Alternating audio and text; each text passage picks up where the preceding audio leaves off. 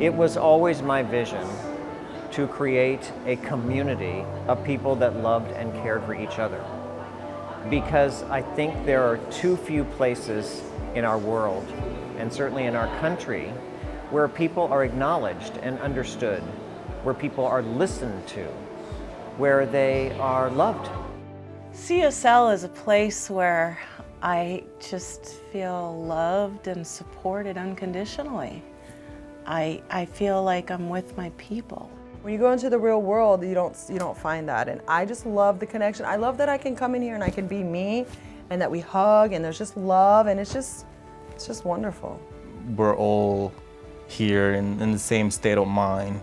We feel this collective energy that's really, it neutralizes the playing field. It gives us a fresh start. It's really amazing to just see each other. It's a welcoming place. It's really been a great part of my spiritual journey. We have 7 core values, and they are love, healing, oneness, abundance, spiritual growth, service, and diversity. It's organized very well. The speakers are excellent. The music is wonderful. I walk away with a specific lesson for the day, and I write it down so that I remember. And I can remember a sermon from 3 weeks ago.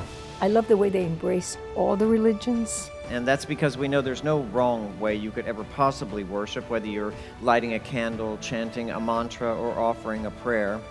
So many people in the world trying to divide everybody up and to put these people here and those people there, and I don't connect with that. I feel like that's just the opposite of the direction that would benefit us all. Nobody has the corner on God. We all have that love. We are, we're united in it. We're united in that love. Spiritual growth, in its essence, is being willing to show up for what might feel uncomfortable, be willing to say yes to that growth that's within, and just be willing to let it happen. Take full responsibility for everything in your life. Keep what you want and uncreate the rest. The love that's given out by Reverend Heidi and Dr. Chris, they always make sure that their message comes from love, and they always want to make sure that it's a safe environment for you to see maybe things you haven't addressed maybe your whole life. I know for me it was things that I've carried around for many, many years. I don't want to live like in this pain in my head.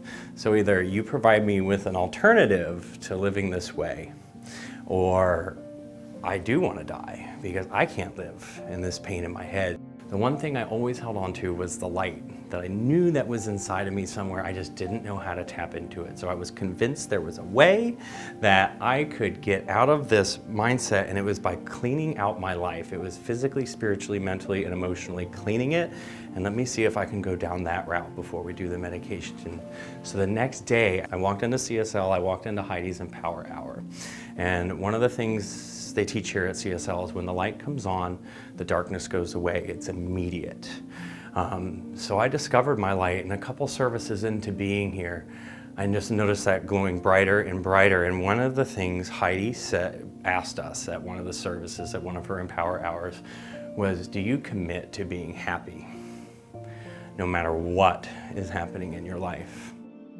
Now, I wonder what kind of adults our children might grow up to be if we taught this mind-body curriculum.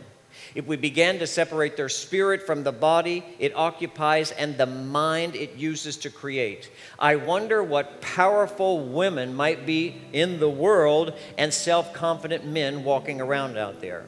My ambition for 2020 is for us to fill these rooms, for us to have 50 kids or more in our youth program. We've already started reaching out to the community, and we're just going to continue to grow and build programs within the youth center. I'm so blessed and grateful that we're able to give this to our children and to bring it out into the world. We love that she's learning about kindness and love and patience and compassion and meditation, and what a great gift. I wish I had that when I was a kid.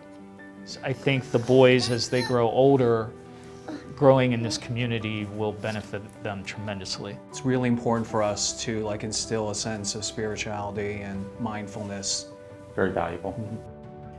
For me, what the purpose of the Youth Center, as I see it, is to help Xavier.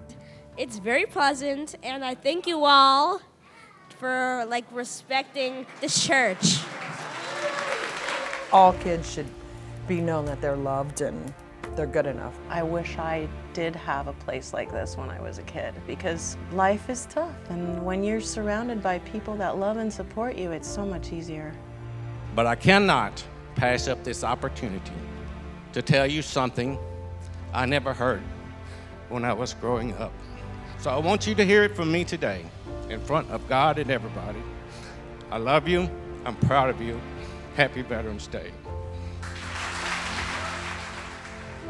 Of all the studying I've done, and something I've learned here too, it's either fear or love. It's one or the other. They both can't reside in me together. I think the only thing that we are asked at the end of our lives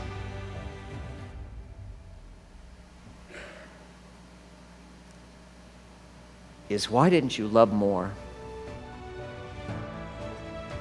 They say the right thing at the right moment to the right people, and it reaches you.